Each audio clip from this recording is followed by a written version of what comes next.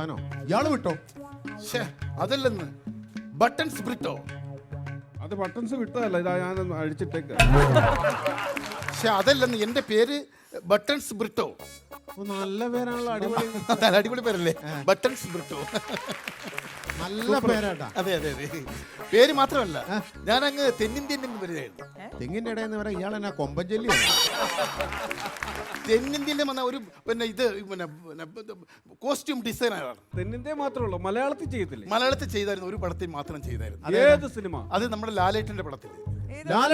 അത് പതുക്കെ വെച്ച് നിർത്തേണ്ടി വന്നു, ഞാൻ എന്നെ പറഞ്ഞു വിട്ടു, ഞാൻ പോരേണ്ടി വന്നു. ഏതാ സിനിമ? അത് നീറുന്ന ഒരു പ്രശ്നമായിട്ടാണ് അത് മാറിയത്. ആണാ? ആ, അത് ഏതാ പടം? ഏതാ പടത്തിന്റെ പേര്? ഗുരു.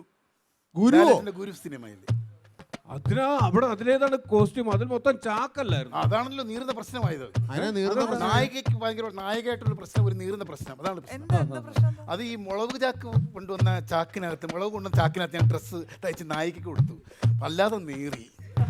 അങ്ങനെ ആ ഒരു നീറുന്ന പ്രശ്നം കൊണ്ട് മലയാള സിനിമയെന്ന് ഒഴിവാക്കേണ്ടി വന്നു. ഇതല്ലാതെ വേറെ എന്താണ് പരിപാടി?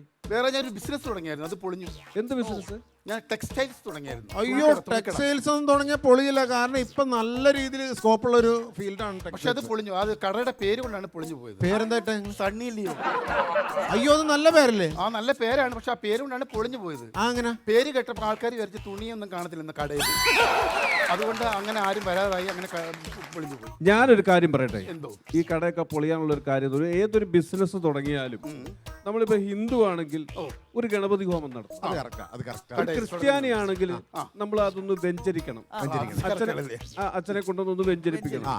ഒരു മുസൽമാൻ ആണെങ്കിലോ നമ്മളെ ഉസ്താദിനെ വിളിച്ചോണ്ടോ അതൊന്ന് ഓദിക്കണം. അങ്ങനെയൊക്കെയാണ് ഒരു കട. അങ്ങനെയാണ് ഇവിടെ കേരളത്തിന്റെ ചരിത്രത്തില് എല്ലാ പ്രസ്ഥാനങ്ങളും നല്ല രീതിയിൽ പോയിട്ടുണ്ടെങ്കിൽ അതുപോലെ മാത്രമേ ഉള്ളൂ. അങ്ങനെ ഒരു പ്രസ്ഥാനവും അതുപോലെ. നിങ്ങൾ അങ്ങനെ സംസാരിക്കല്ലേ.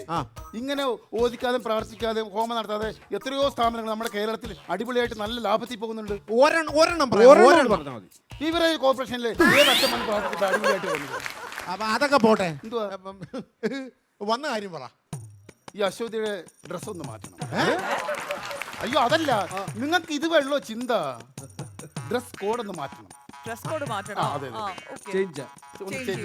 ഞാൻ കണ്ടിട്ട് പ്രോഗ്രാം കണ്ടു. അപ്പൊ ചെറിയൊരു മാറ്റം വരുത്തണം എനിക്ക് തോന്നുന്നു. സാരിയും ബ്ലൗസും ഒക്കെ ചെയ്തു തരാറുണ്ടോ?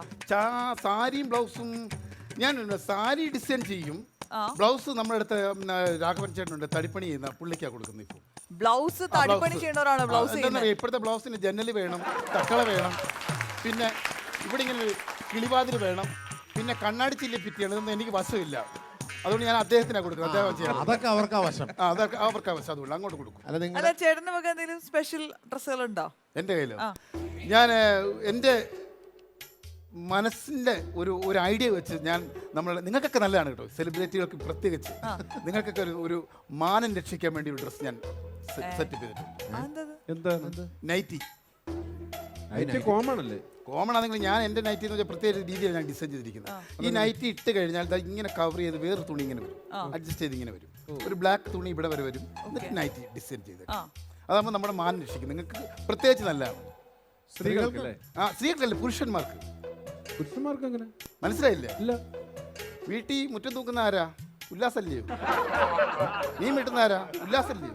വീട് പണികളെല്ലാം ചെയ്യുന്ന ഉല്ലാസല്ലയോ? അപ്പൊ ഈ തുണി എടുത്തിട്ടുണ്ട് നമ്മൾ മുറ്റം തൂത്താൽ ഉല്ലാസിന്റെ വീട്ടിലോട്ട് നോക്കുമ്പോൾ ഉല്ലാസിന്റെ ഭാര്യ ഒന്ന് തൂക്കുന്നു. നൈറ്റിയല്ലേ കാണുന്നത്? മാനം രക്ഷിച്ചോ? അപ്പം ഞാൻ ഒന്ന് അളവെടുത്താൽ അല്ല, ഒന്ന് ഡ്രസ് കോഡ് ഇടയ്ക്ക് ഒന്ന് മാറ്റുന്നത് നല്ലതല്ലേ? ഒന്ന് ചെയ്ത് നോക്കട്ടെ, പുതിയ ആളല്ലേ. കേട്ട ആളത്ര ശരിയല്ല നമുക്ക് തോന്നുന്നത്. ഞാൻ വേണമെങ്കിൽ സിമ്പിൾ ആയിട്ട് അളവെടുത്ത് തരാം. അല്ലല്ല, പുള്ളിക്ക് കൊടുത്താൽ മതി. ഞാൻ അറിയാലോ അല്ലേ? എടുക്കണോന്ന് ഒരു ഗുളിക കഴിച്ചോട്ടെ. ഗുളികയോ? എന്തിന്റെ ഗുളിക? പ്രഷറിന്റെയാ. അളവെടുക്ക മനുഷ്യ, അളവെടുക്കുന്നില്ല.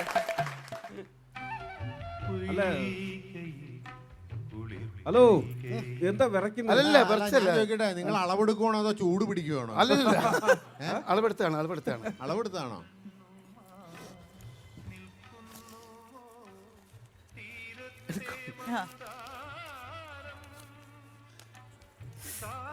ആകെ ഇങ്ങ് വെപ്രാളാ. എന്ത് മനുഷ്യനത്? നാലുകെട്ട് പോലെ മൊത്തം പോക്കറ്റാ.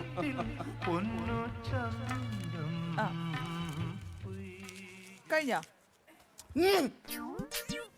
അടങ്ങിയിരിക്കില്ല, ഇത് എടുത്തിയാട്ടോ വന്ന് പിന്നെ 3 കട പൂട്ടിച്ചതാ അളവെടുത്ത്. ഏ? സത്യം, ഇത് ആരോടാ ഈ സംസാരിക്കുന്നത്? എൻ്റെ കയ്യിലൂടാ സംസാരിക്കുന്നത്. അങ്ങ് എടുത്തിയാട്ടോ എന്നിട്ട് കൊള്ളുന്നതല്ല. എനിക്ക് വടിവാളിൻ്റെ മുന്നിൽ നിന്ന് 3 പ്രാവശ്യം ഞാൻ രക്ഷപ്പെട്ടത് യവൻ്റെ വെപ്രാളം കൊണ്ട്. അടങ്ങ് അടങ്ങ്, പതുക്കെ പതുക്കെ പതുക്കെ മതി, പതുക്കെ കേട്ടോ, എന്നെ കൊല്ലിക്കല്ലേ.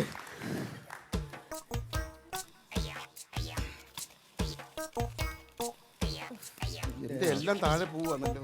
അളവെടുപ്പ് ഞാനൊന്ന് കാണട്ടെ, എനിക്ക് എത്ര വിശ്വാസം പോരാ. അല്ല, എടുത്ത് മെഷർമെന്റ് മൊത്തം എടുത്ത്, മെഷർമെന്റ് മൊത്തം എടുത്ത് കഴിഞ്ഞോ? മെഷർമെന്റ് ഇനി എടുക്കുന്നില്ല, മതി.